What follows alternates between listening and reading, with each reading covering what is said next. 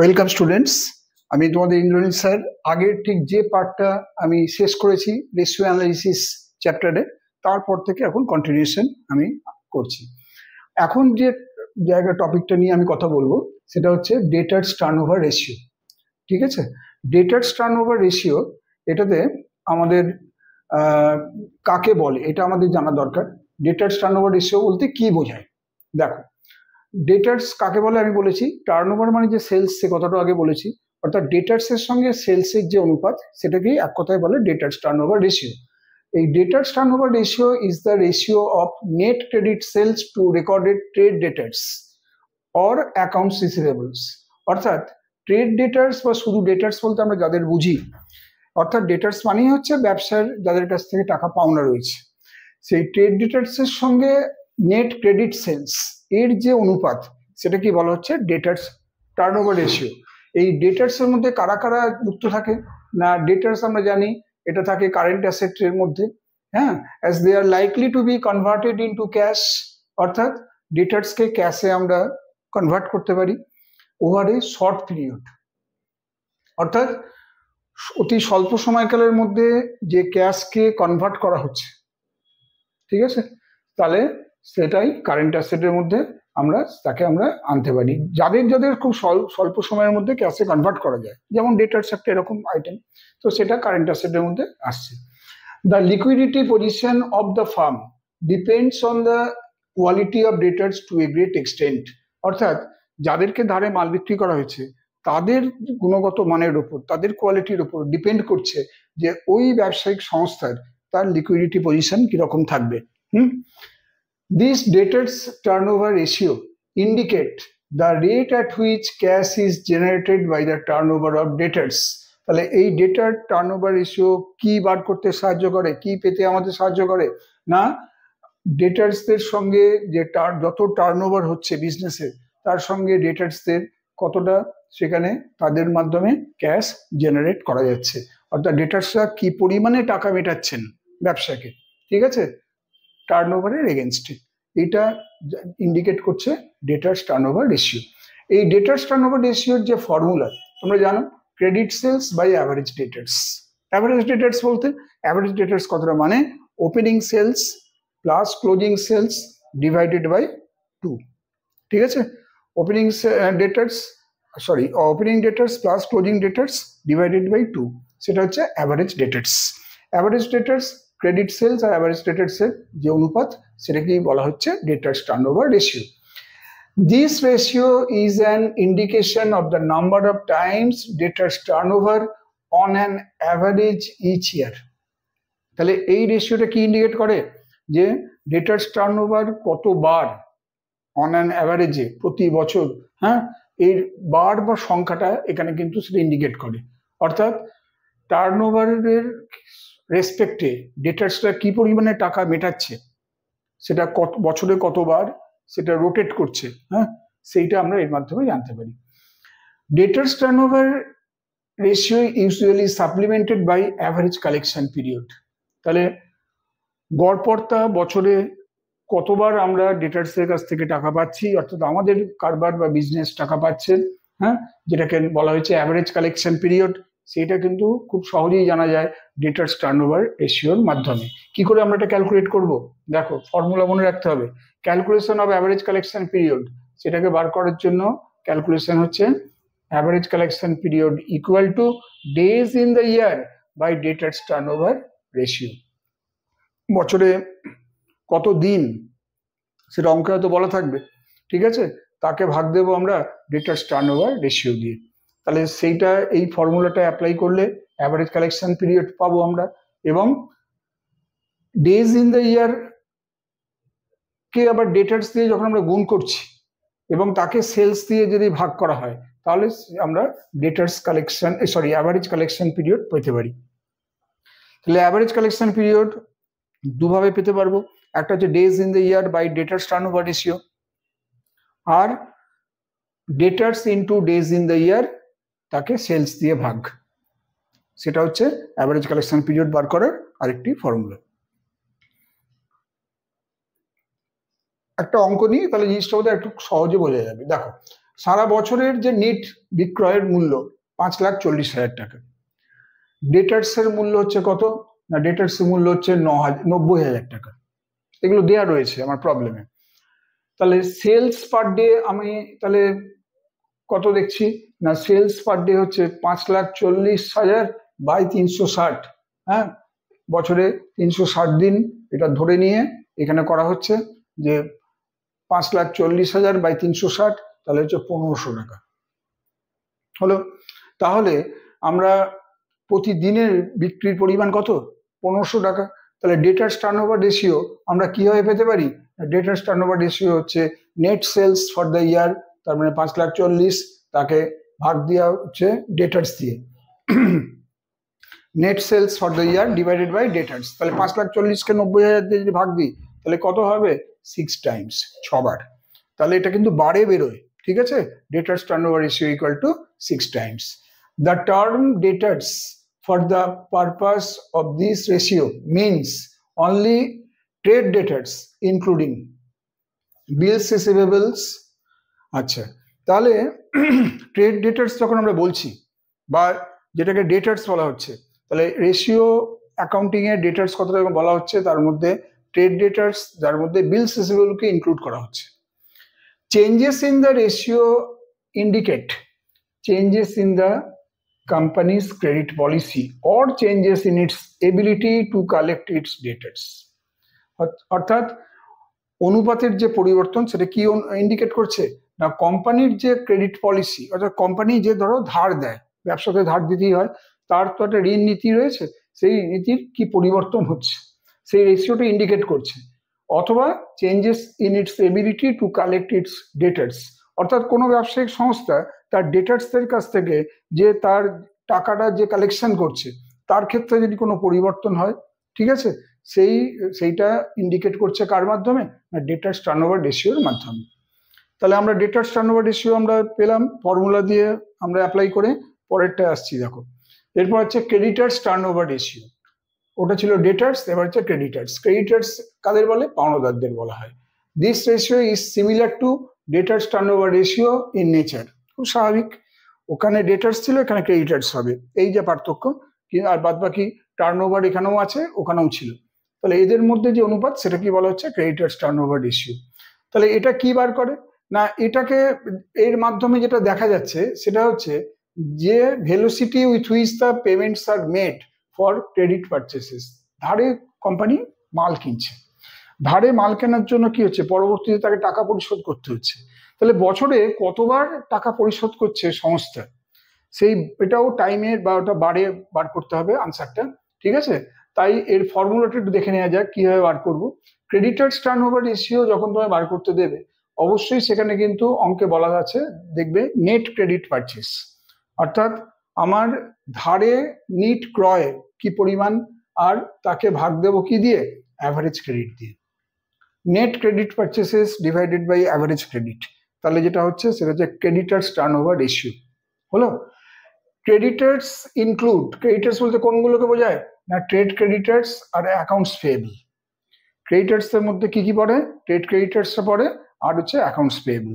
অর্থাৎ যে যে টাকাগুলো পাওনা রয়েছে, যে টাকা অ্যাকাউন্টগুলো যে সমস্ত খাতে ব্যবসার প্রদেয় রয়েছে, অর্থাৎ টাকা পে করতে হবে, এখনো করা হয়নি, তার সঙ্গে আমার এই ক্রেডিটার্স, এই দুটো একসাথে আমরা ক্রেডিটার্সের মধ্যে আমরা ধরছি।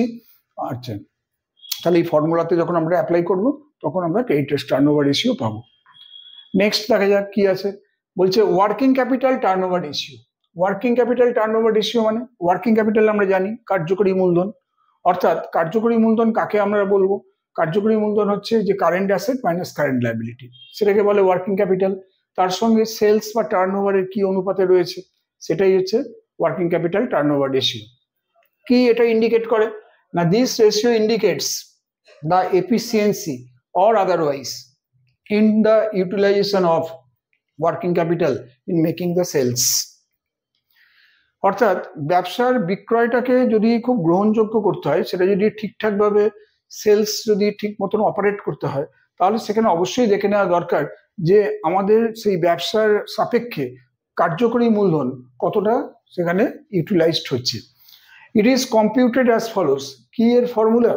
ওয়ার্কিং ক্যাপিটাল রেশিও তোমাকে যদি বার করতে দেয় তাহলে ফর্মুলা হচ্ছে cost of sales or sales divided by net working capital.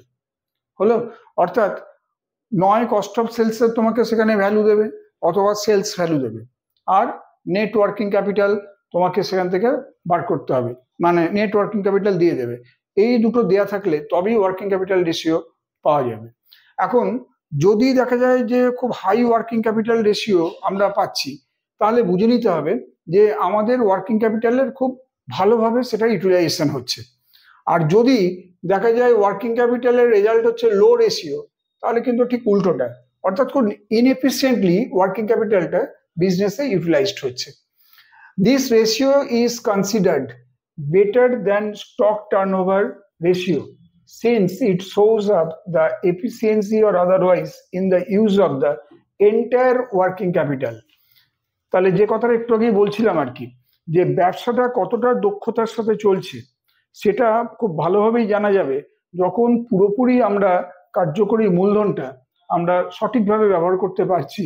সেটা কতটা পারছি সেটা একমাত্র জানা যাবে ওয়ার্কিং ক্যাপিটাল রেশিওর মাধ্যমে। and not only a part of it in the form of stock. This is so because it is the whole of working capital that leads to sales and not merely stocks. এটা কারণ হচ্ছে যে পুরোপুরি যে কার্যকরী মূলধনটা এটা কি করে না, পুরো সেলসকে লিড করে, স্টককে পুরোপুরি নয় কিন্তু। তাহলে স্টক নয়, এটা মূলত আমাদের সেলসকে এটা কিন্তু মূলত রিফ্লেক্ট করে ওয়ার্কিং ক্যাপিটাল রেশিও। এর একটা পেলাম। এর পরেরটায় আসি, সেটা হচ্ছে fixed assets turnover ratio. Fixed asset বিজনেসে যা রয়েছে আর তার যে ওই ব্যবসায়ের যা টার্নওভার, তাদের মধ্যে যে রেশিওটা সেটাকে বলা হয় ফিক্সড অ্যাসেটস টার্নওভার রেশিও। ঠিক আছে, ফিক্সড অ্যাসেটস টার্নওভার রেশিওতে আমরা কি পাচ্ছি না, এর মাধ্যমে যেটা জানছি যে কোনো একটা বিজনেস তার কতটা এফিসিয়েন্টলি চলছে, অর্থাৎ সেই প্রতিষ্ঠানটা তার যে বিনিয়োগকে ফিক্সড অ্যাসেটে কতটা সে এফিসিয়েন্টলি ইউটিলাইজ করতে পারছে, সেটাই জানা যায় ফিক্সড অ্যাসেটস টার্নওভার রেশিওর মাধ্যমে। ক্লিয়ার? তাহলে এখানে দেখা যাচ্ছে যে একদিকে ইনভেস্টমেন্ট, আর একদিকে ফিক্সড অ্যাসেটে ইনভেস্টমেন্ট, আর আরেকদিকে হচ্ছে যে সেই প্রতিষ্ঠান সেটিকে কিভাবে ইউটিলাইজ করছে। এটার একটা ফর্মুলা আছে। এই ফর্মুলাটা হচ্ছে যে ফিক্সড অ্যাসেটস টার্নওভার রেশিওর cost of sales or sales. ঠিক আছে, কস্ট অফ সেলস বা সেলস এই ফিগারটা অঙ্কে থাকবে, আর নেট ফিক্সড অ্যাসেটস এই ফিগারটা দেওয়া থাকবে। তাহলে কস্ট অফ সেলস থাকবে বা সেলস, তার সঙ্গে নেট ফিক্সড অ্যাসেটসকে ডিভাইড করলে যেটা পাওয়া যাবে সেটাই হচ্ছে fixed assets turnover ratio. Generally speaking, a high ratio indicates efficient utilization of fixed assets in generating sales. অর্থাৎ কোনো কারবারের যে প্রোডাক্ট তার সেল করতে গিয়ে সেখানে দেখা যাচ্ছে ফিক্সড অ্যাসেটস গুলোকে কিভাবে আমরা ইউটিলাইজ করছি, অর্থাৎ কারবারের স্থায়ী সম্পদের কতটা দক্ষতার সাথে তার ব্যবহার হচ্ছে সেটার অনুপাতটা অনেক বেশি আছে কিনা। যদি সেটার অনুপাত বেশি থাকে তাহলে ইট ইজ গুড, আর যদি অনুপাতটা কম দেখায় তাহলে কিন্তু সেটা খুব ব্যাড ইন্ডিকেশন দেখায়।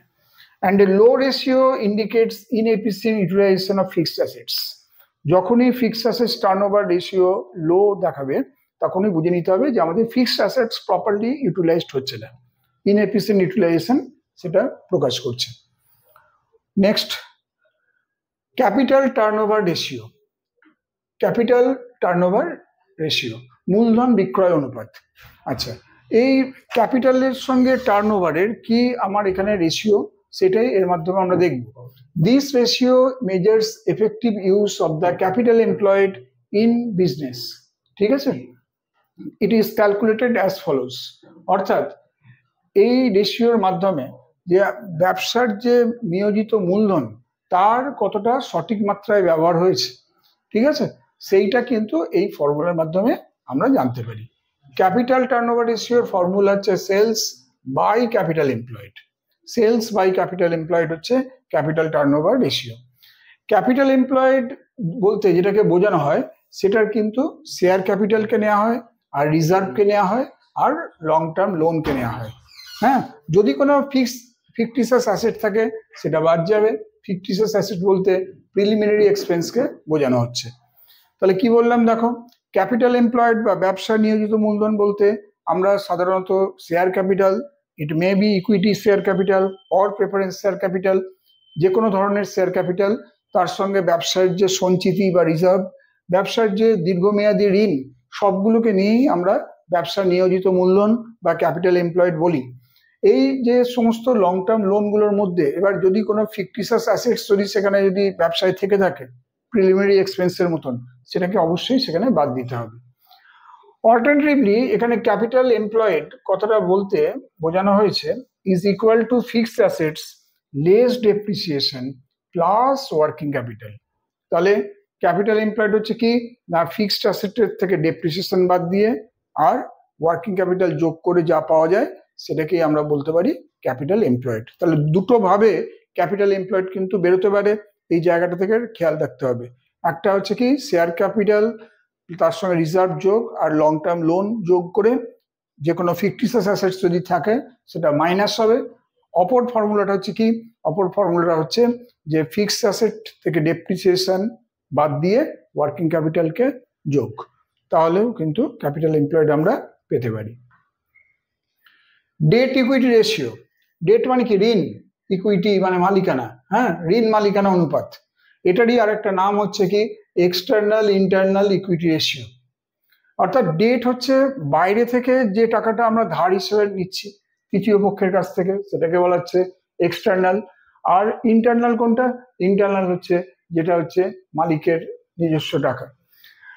This ratio attempts to measure the relationship between debt capital and equity capital.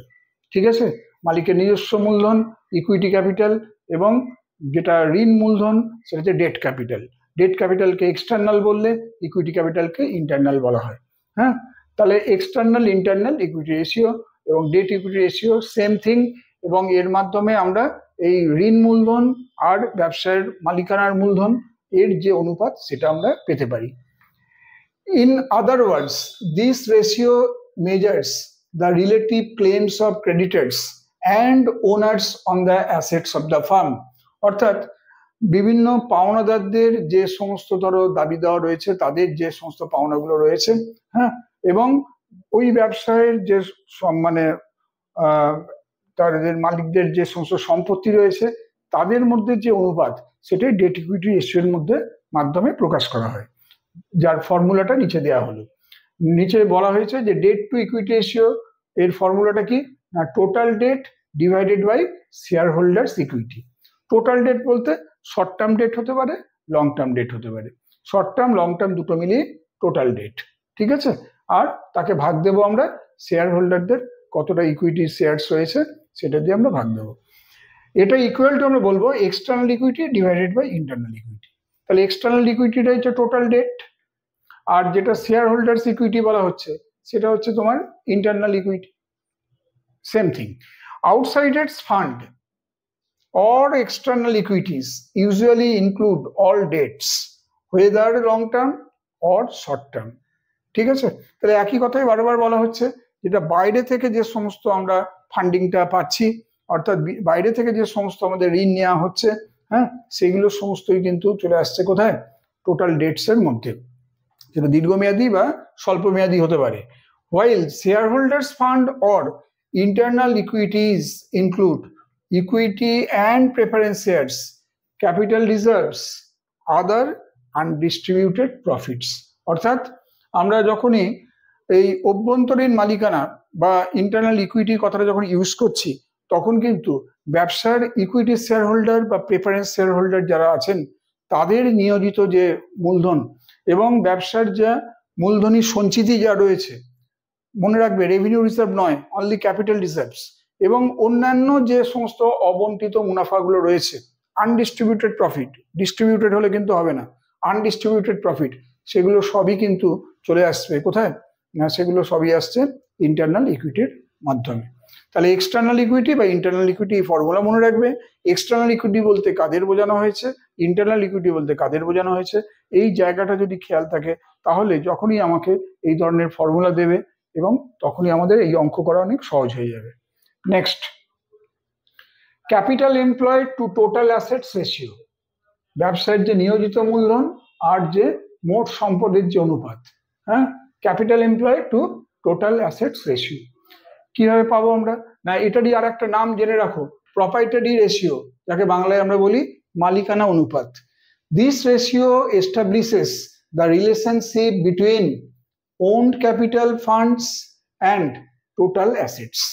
মানে এই অনুপাতটা, প্রপার্টারি রেশিও বলতে যে আমরা রেশিওটার কথা এখানে বলছি, অর্থাৎ capital employed to total assets ratio, সেই রেশিওটা আমাদের কি করে না, নিজস্ব যে তহবিল মূলধন, মালিকের যে নিজস্ব তহবিল মূলধন আর তার যে মোট সম্পদ, এদের মধ্যে একটা সম্পর্ক স্থাপন করে। Capital employed to total assets রেশিওর ফর্মুলাটা আমরা একটু দেখে নিই। এই ফর্মুলাটা বলছে shareholders funds divided by total assets, অর্থাৎ শেয়ার হোল্ডারদের যে তহবিল তাকে ব্যবসার যে মোট সম্পদ দিয়ে ভাগ দিলে যেটা আমরা পাবো সেটাই হচ্ছে ব্যবসার নিয়োজিত মূলধন এবং মোট সম্পদের অনুপাত। দেয়ার আর ডিফারেন্ট মিনিংস, বিভিন্ন ক্ষেত্রে বিভিন্ন রকম মানে আছে। এই ক্যাপিটাল এমপ্লয়েডের আবার মিনিং আবার আরেক ভাবেও আমরা পেতে পারি। যেমন বলছে যে sometimes only equity capital plus reserves are taken into account, while at other time both equity capital and preference capital plus reserves are considered for the purpose of calculation of this ratio. মানে কোনো কোনো জায়গাতে দেখা যায় যে শুধুমাত্র equity capital আর রিজার্ভকে নেওয়া হয় ক্যাপিটাল এমপ্লয়েড বলতে, সেটা বোঝানো হয়। কিন্তু ধরো তোমার অঙ্কে রয়েছে equity capital, preference capital, reserve সবগুলোই দেওয়া আছে, তাহলে সেক্ষেত্রে তিনটেকে কনসিডার করতে হবে এই রেশিও ক্যালকুলেশন করার জন্য। ঠিক আছে, যেমন যেমন তোমাকে ইনফরমেশন দেবে তার উপর বেস করে তুমি ক্যাপিটাল এমপ্লয়েড আর বার করবে। আর টোটাল অ্যাসেট মানে হচ্ছে current asset plus fixed asset, এই যে পরিমাণটা এটাকে টোটাল অ্যাসেট বলছে। তাহলে সেই ক্যাপিটাল এমপ্লয়েডকে টোটাল অ্যাসেট দিয়ে ভাগ দিলে যে রেশিও পাওয়া যায় সেটাই হচ্ছে capital employed to total assets ratio. পরেরটায় আসছি, দেখো ক্যাপিটাল গিয়ারিং রেশিও, বাংলায় কি বলে? বাংলায় বলে মূলধন সক্রিয়তা অনুপাত। এই রেশিওটা কি না, এই রেশিওটা হচ্ছে যে ব্যবসায়ের মূলধন, মূলধন বলতে কোনটাকে বলছে না, ইকুইটি শেয়ার ক্যাপিটালকে, ব্যবসায়ের যেটা মালিকের নিজস্ব মূলধন, ইকুইটি মূলধন, এবং তার সঙ্গে যে সমস্ত ধরো ব্যবসায়ের যে ফিক্সড ইন্টারেস্ট বেয়ারিং সিকিউরিটিস যা রয়েছে, হ্যাঁ, তাদের মধ্যে যে অনুপাত। ফিক্সড ইন্টারেস্ট বেয়ারিং সিকিউরিটিস মানে কি? যেমন ধরো প্রেফারেন্স শেয়ার ক্যাপিটাল, তাদেরকে দিতেই হবে একদম নির্দিষ্ট হারে, তার ব্যবসার যে মুনাফা হয়েছে তার থেকে ফেরত দিতে হবে। ডিবেঞ্চার্স ধরো মানে ঋণপত্র, তার উপর যে ঋণপত্রের উপর সুদ সেটাও নির্দিষ্ট। লং টার্ম লোনস, যে কোনো ধরনের ঋণের ক্ষেত্রেই সাধারণত সুদের হার থাকে নির্দিষ্ট, তাহলে এখানে দীর্ঘমেয়াদী ঋণগুলো বলেছে, তাহলে long term loan, debenture, share capital, preference share capital, হ্যাঁ, তাহলে এগুলোকে বলছে ফিক্সড ইন্টারেস্ট বেয়ারিং সিকিউরিটি। তাহলে ইকুইটি শেয়ার ক্যাপিটাল আর ফিক্সড ইন্টারেস্ট বেয়ারিং সিকিউরিটি এর যে অনুপাত সেটাকে বলা হচ্ছে ক্যাপিটাল গিয়ারিং রেশিও। তাহলে ফর্মুলাটা আরেকবার খেয়াল করো, equity share capital divided by fixed interest bearing securities. এই ফর্মুলা মাথায় নিয়ে যখন অঙ্ক করবে পরীক্ষায় তখন কিন্তু খেয়াল রাখতে হবে যে ফিক্সড ইন্টারেস্ট বেয়ারিং সিকিউরিটি বলতে যেগুলো কিন্তু আমাদের নির্দিষ্ট হারে যার রিটার্ন আমাদের ফেরত দিতে হয় সেগুলোকেই বলা হচ্ছে, অর্থাৎ ব্যবসাকে ফেরত দিতে হয়। যেমন preference share capital, debenture, long term loan, হ্যাঁ, মূলত যেগুলো ব্যবসার কাছে ঋণ আর কি, তার উপরেই সুদগুলো নির্দিষ্ট থাকে, তাকেই আমরা বলছি ফিক্সড ইন্টারেস্ট বেয়ারিং সিকিউরিটিস। পরেরটা দেখো, পরেরটা রয়েছে কিছু মাল্টিপল চয়েস কোয়েশ্চেন দেওয়া হয়েছে, যাতে করে এই ফর্মুলাগুলো যা দেখানো হয়েছে তোমরা যাতে এটার অ্যাপ্লাই করতে পারো যখন পরীক্ষায় আসবে। ওপেনিং স্টক বলছে 50,000 টাকা, ক্লোজিং স্টক বলছে 60,000 টাকা, কস্ট অফ গুডস সোল্ড বলছে 2,20,000 টাকা। জানতে চাইছে স্টক টার্নওভার রেশিও কত। আমরা যে জানি যে স্টক টার্নওভার রেশিওর ফর্মুলা কি, cost of goods sold divided by average stock, আমরা এর আগে এটা জেনে এসছি বা করে এসছি। তাহলে কস্ট অফ গুডস সোল্ড হচ্ছে তোমার কত, 2,20,000 টাকা, আর এখানে অ্যাভারেজ স্টক কত, ওপেনিং স্টক 50,000, ক্লোজিং স্টক 60,000, তাকে যোগ করো 1,10,000 হবে। 1,10,000কে 2 দিয়ে ভাগ দিলে কত হবে, 55,000। তাহলে 55,000 আমার 2,20,000, তাহলে কি দাঁড়ালো, উপরে হচ্ছে কস্ট অফ গুড সোল্ড আর নিচে কি দাঁড়ালো, অ্যাভারেজ স্টক। তাহলে আলটিমেট কি পেলাম আমরা, তাহলে উপরে আমরা পাচ্ছি 2,20,000 আর অ্যাভারেজ স্টক কি বললাম 55,000।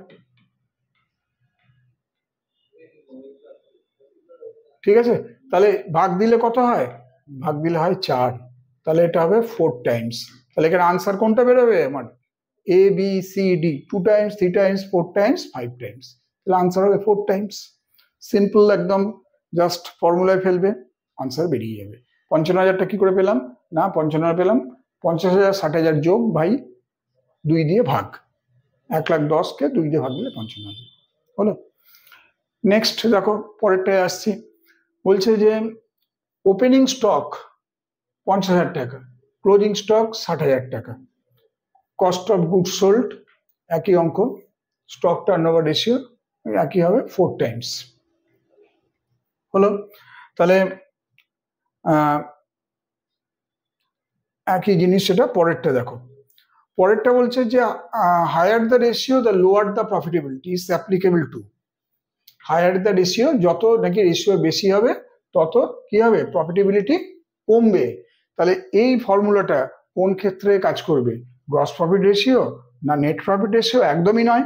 গ্রস প্রফিট যত বেশি হবে, হ্যাঁ, সেলসের রেসপেক্টে, তত তোমার হচ্ছে কি, তাহলে বুঝতে হবে যে সেখানে প্রফিটেবিলিটি অনেক বেশি। নেট প্রফিটের ক্ষেত্রেও ঠিক তাই। এটা উত্তর হবে অপারেটিং রেশিওর ক্ষেত্রে। তাহলে দেখা যাচ্ছে যে তোমার ব্যবসা চালাতে যে দৈনন্দিন যে খরচ, সেটা অনেক বেশি, ব্যবসার অপারেটিং কস্ট অনেক বেশি হয়ে যাচ্ছে রাদার দ্যান সেলস, তাহলে বা রেভিনিউ আর্নিংস, তাহলে তখন আমরা কি বলবো, তখন এই ফর্মুলাটা অ্যাপ্লাই হবে, অপারেটিং রেশিও। পরেরটায় আসি।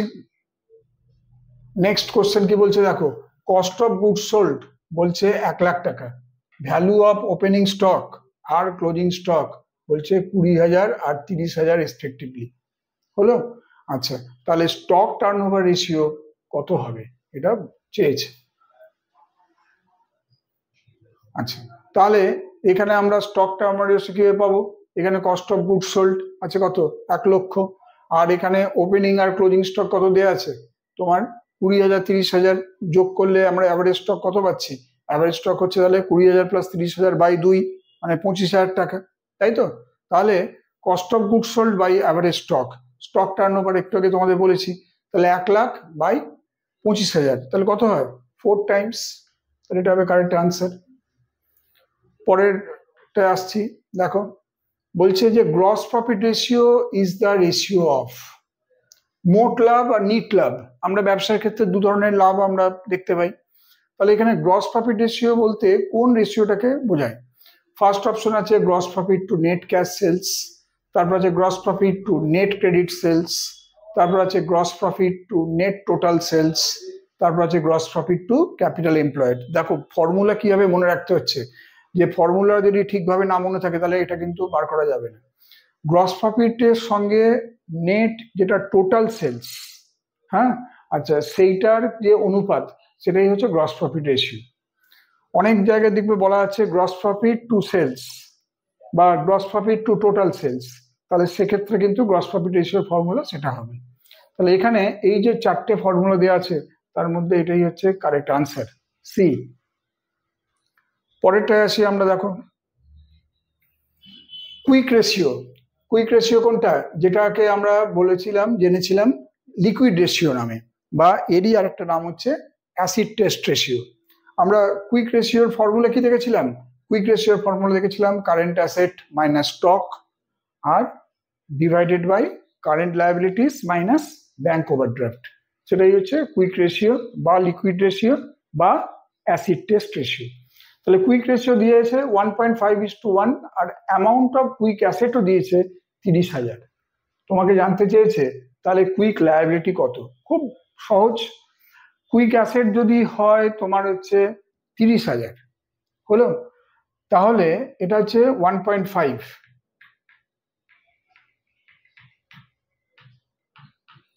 আমাদের এখানে রেশিও হিসেবে তাই দাঁড়াচ্ছে। এটা হচ্ছে কোনটা, এইটা। তাহলে 1 সমান কত হবে?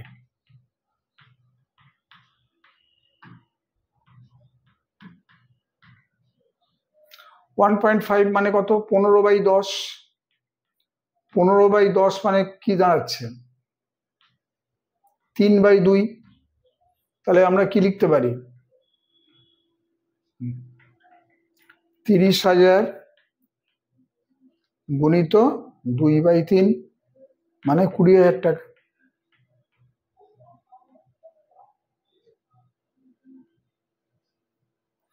তাহলে 20,000 টাকা কোথায়? এই যে আছে অপশনের মধ্যে, দেখো 4টে অপশন দেওয়া আছে, 30,000, 45,000, 20,000, 50,000। তাহলে C will be correct answer. Just ফর্মুলাটা মনে রাখো। ফর্মুলা মনে থাকলে অটোমেটিক্যালি তোমার কিন্তু এই অঙ্ক নামাতে বেশিক্ষণ লাগবে না। 1 মিনিট 1 নম্বরের কোশ্চেন হিসেবে এই ধরনের প্রবলেম দিতে পারে, সেই ধরনের প্রবলেম খুব সহজেই তোমরা করতে পারবে। পরেরটা দেখে নিই। পরের যে মাল্টিপল চয়েস কোয়েশ্চেন দেওয়া হয়েছে সেখানে বলছে net worth of a business means. নিট মূলধন যেটাকে আমরা বলি, হ্যাঁ, কোনো কারবারের নিট মূলধন বলতে কাকে বোঝায়? প্রথম অপশন দিয়েছে ইকুইটি ক্যাপিটাল, তারপরে অপশনে দেওয়া আছে টোটাল অ্যাসেটস, তারপরটা দিয়েছে total assets minus total liabilities, আর লাস্টে দিয়েছে fixed assets minus current assets. তাহলে আমরা কি পেলাম না, কোনো কারবারের নিট মূলধন বলতে আমরা অ্যাকচুয়ালি যেটা বুঝি সেটা হচ্ছে তার ওয়ার্কিং ক্যাপিটালকে রেফার করছে, অর্থাৎ total assets minus total liabilities. এটাই হবে কারেক্ট ফর্মুলা। নেটওয়ার্থ মানে হচ্ছে ওয়ার্কিং ক্যাপিটাল, অর্থাৎ total asset minus total liabilities. পরেরটা আসে। পরের কোশ্চেনে যেটা বলা হয়েছে যে সেটা হচ্ছে যে in debt equity ratio equity includes. আমরা অনেকেই ডেট মানে জানি ঋণ, ইকুইটি বলতে ঠিক কি বোঝায়? ইকুইটি মানে ওনারশিপ, ইকুইটি মানে মালিকানা। এই ইকুইটির মধ্যে কোন ধরনের ইকুইটিকে আমি বলবো? বলছে শুধু কি অনলি ইকুইটি ক্যাপিটাল, নাকি ইকুইটি আর প্রেফারেন্স ক্যাপিটাল? হ্যাঁ, মানে আমরা জানি যে শেয়ার তো বেসিক্যালি দু রকম, একটা ইকুইটি শেয়ার আর একটা হচ্ছে প্রেফারেন্স শেয়ার। তাহলে এই দুই মূলধনকে কি বুঝবো আমরা ইকুইটি বলতে? নাকি থার্ড বলছে দেখো ইকুইটি প্রেফারেন্স প্লাস রিজার্ভস, অর্থাৎ ব্যবসায়ের যে ইকুইটি মূলধন, সাধারণ মূলধন যেটাকে বলে, এবং যেটা হচ্ছে অগ্রাধিকারযুক্ত মূলধন বা প্রেফারেন্স ক্যাপিটাল, তার সঙ্গে ব্যবসায় কিছু সঞ্চিতি থাকে, লাভ থেকে ব্যবসায় কিছু অংশ সরিয়ে রাখা হয় ভবিষ্যতের উদ্দেশ্যে, সেটাকে রিজার্ভ বলছে। তাহলে এই তিনটেকে মিলিয়েই কিন্তু অ্যাকচুয়ালি ইকুইটি বলে। আর চতুর্থ অপশন ছিল নান অফ দিস। তাহলে বোঝা যাচ্ছে এটা ইকুইটি বলতে আমরা কাকে বুঝবো? শুধু ইকুইটি মানে শুধু ইকুইটি ক্যাপিটাল নয়, কিন্তু minded equity capital plus preference capital plus reserves সব মিলিয়ে বলা হচ্ছে ইকুইটি। বেশ, পরেরটা দেখি, এবারে আসি। পরের কোশ্চেনে বলছে যে কারেন্ট রেশিও দিয়ে দিয়েছে কত? 2:1। নেট ওয়ার্কিং ক্যাপিটাল দিয়ে দিয়েছে 60,600। তাহলে জানতে চেয়েছে কারেন্ট লায়াবিলিটির পরিমাণ কত হবে। কি কি বলছে না, কারেন্ট রেশিও মানে কি? Current asset by current liability. যদি কারেন্ট অ্যাসেটের পরিমাণ 2 হয় তাহলে তার অর্ধেক হচ্ছে কি কারেন্ট লায়াবিলিটি, সেখানে 1। আর নেট ওয়ার্কিং ক্যাপিটাল মানে হচ্ছে কত? 60,600 টাকা। তাহলে অ্যামাউন্ট অফ কারেন্ট লায়াবিলিটি কত হবে? হলো, এখানে আমরা পাচ্ছি ওয়ার্কিং ক্যাপিটাল। ওয়ার্কিং ক্যাপিটাল মানে আমি সংক্ষেপে লিখছি, working capital WC equal to current asset minus current liability.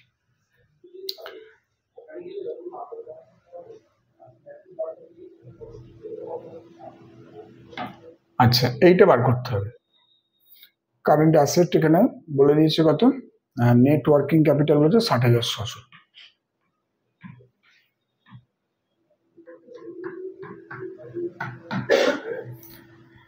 তাহলে আমাকে এটা বলছে 2:1 কারেন্ট রেশিও, তাই তো? তার মানে এটা যদি 2 হয় তাহলে এটা হবে 1, এখন অনুপাত। তার মানে 2 - 1 মানে কত? 1। 1 যদি হয় 60,600, তাহলে আমার নেট ওয়ার্কিং ক্যাপিটাল বলছে। নেট ওয়ার্কিং ক্যাপিটাল মানে current asset minus current liability হচ্ছে তোমার এখানে টোটাল 60,600।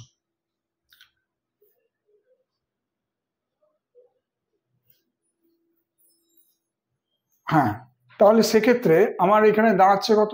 তাহলে এক্ষেত্রে তোমার amount of current liability should be current of asset liability, current liability কত দাঁড়াচ্ছে? কারেন্ট লায়াবিলিটি এখানে তো 1, এটা এটা এটা তো, তাহলে এই একটাই কত বেরোচ্ছে?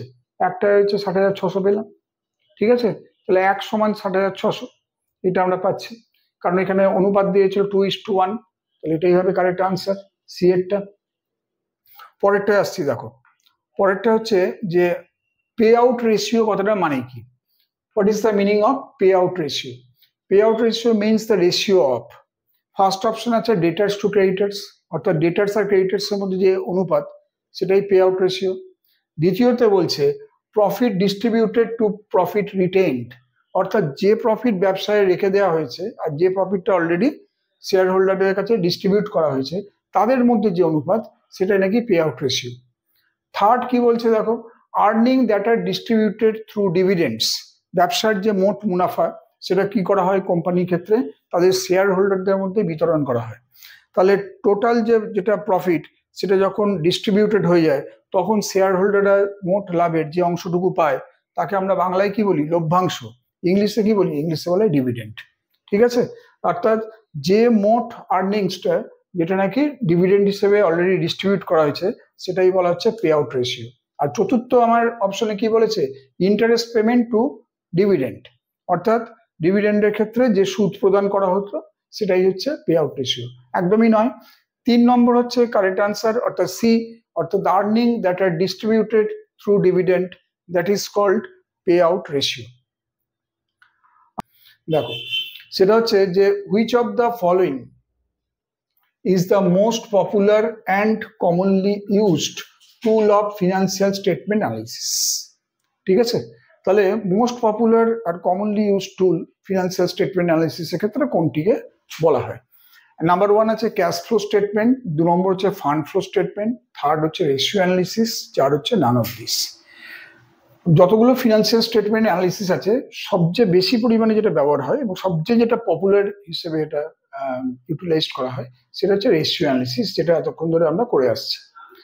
Cash flow statement, fund flow statement, এটা হচ্ছে যে ব্যবসায় কি পরিমাণ ক্যাশ ফ্লো হচ্ছে বিজনেস থেকে বা কতটা ফান্ড ফ্লো হচ্ছে, সেগুলো জানার জন্য এগুলো ইউজ করা হয়। কিন্তু রেশিও অ্যানালিসিস হচ্ছে ওভারঅলতে একটা ফিনান্সিয়াল স্টেটমেন্টের খুব একটা ইম্পর্টেন্ট টুল হিসেবে ইউজ করা হয় এবং এটা অবশ্যই খুব পপুলার একটা ফর্ম। সো সেটাই হবে কারেক্ট আনসার। আমাদের যতগুলো আমরা আজকে করলাম এই টপিকে, সেখান থেকে আমরা মোটামুটি ভাবে সবগুলো থেকে আমরা জানতে পারলাম যে রেশিও অ্যানালিসিস কি বা রেশিও অ্যানালিসিস কাকে বলে, রেশিও অ্যানালিসিসের ইউটিলাইজেশন কিভাবে হয়, এর লিমিটেশনস কি কি রয়েছে, এবং বিভিন্ন ধরনের যে সমস্ত রেশিওগুলো যেগুলো আমরা দেখলাম, যেমন gross profit ratio, net profit ratio বা stock turnover ratio, debtors turnover ratio ইত্যাদি ইত্যাদি অনেকগুলো আমরা দেখলাম, ওয়ার্কিং ক্যাপিটাল রেশিও ইত্যাদি। সেইগুলোর মাধ্যমে আমাদের রেশিও ব্যাপারটা আজকে আলোচনার মধ্যে এখানেই আমরা শেষের পর্যায়ে চলে এসেছি। তোমাদেরকে থ্যাংক ইউ জানানোর আগে আবার আমি একটা কথা বলে রাখি, তোমরা যারা এখনো অবধি যে গুগল প্লে স্টোর থেকে এখনো এই অ্যাপটাকে এখনো অবধি তোমরা ইউটিলাইজ করোনি, তারা কিন্তু এটাকে ইনস্টল করে নাও, নিজের নাম রেজিস্টার করো এবং তোমাদের এখানে যা যা ক্লাস হচ্ছে সেগুলো ফলো করো, বন্ধু বান্ধবদেরও বলো, তারা যাতে ইমিডিয়েট রেজিস্টার করে তারা যাতে তাদের এই ক্লাসগুলো তারা যাতে ফলো করতে পারে। কারণ 2025-এ SLSTর জন্য টোটালি ফ্রি সার্ভিস দিচ্ছে উড়ান পাঠশালা। তোমরা উড়ান পাঠশালার দিক থেকে যথেষ্ট সাহায্য পাবে। এর ওপর বিভিন্ন মক টেস্ট নেওয়া হবে, তোমাদের ডাউট ক্লিয়ারিং ক্লাস দেওয়া হবে এবং তার উপরে পাচ্ছ পিপিটি ফরম্যাটে আমাদের প্রত্যেকটা ক্লাসের ইন ডিটেলস উইথ MCQs। সবাইকে আমি শুভেচ্ছা নিয়ে আজকে আমি ক্লাসটা এখানে শেষ করলাম।